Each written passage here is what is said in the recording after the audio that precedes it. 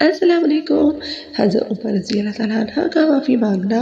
ایک مرتبہ سیدنا بلال رضی اللہ تعالیٰ عنہ بیٹھے ہوئے تھے، کوئی بات چلی تو عمر رضی اللہ تعالیٰ عنہ نے کوئی سخت لفظ استعمال کر دیا۔ جب عمر نے سخت لفظ استعمال کیا تو بلال کا دل جیسے ایک دم بجھ جاتا ہے، اس طرح سے ہو گیا۔ وہ خاموش ہو کر وہاں سے اٹھ کر چلے گئے۔ جیسے ہی وہ اٹھ کر گئے، عمر نے محسوس کر لیا کہ انہیں میری اس بات سے صدمہ پہنچا ہے۔ چنانچہ عمر اسی وقت اٹھے، بلال کو آ کر ملے، کہنے لگے اے بھائی، میں نے ایک سخت لفظ استعمال کر لیا، آپ مجھے اس کے لیے معاف کر دیں۔ میں نے کہا جی، مگر عمر کو تسلی نہیں ہو رہی تھی، اس لیے کہ وہ ذرا خاموش تھے۔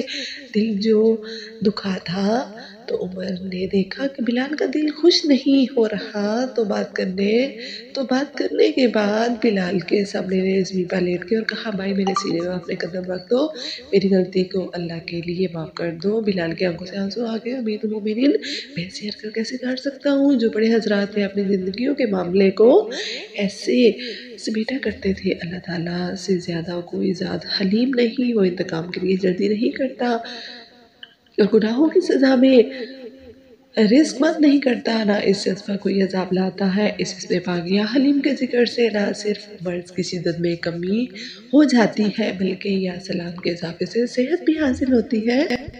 اگر کوئی شخص بیمار ہو اور بیماری شدت سے حملہ آور ہو رہی ہو اور مرض کی شدت کی وجہ سے مریض تکلیف میں ہو، تو چاہیے کہ ایسے مریض کے سرحانے بیٹھ کر 1100 مرتبہ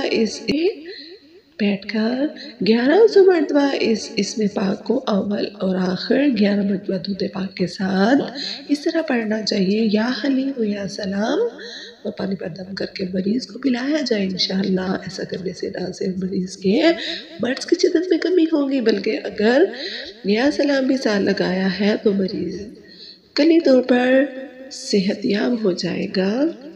اوکے جی، اللہ حافظ، اپنا خیال رکھیے گا۔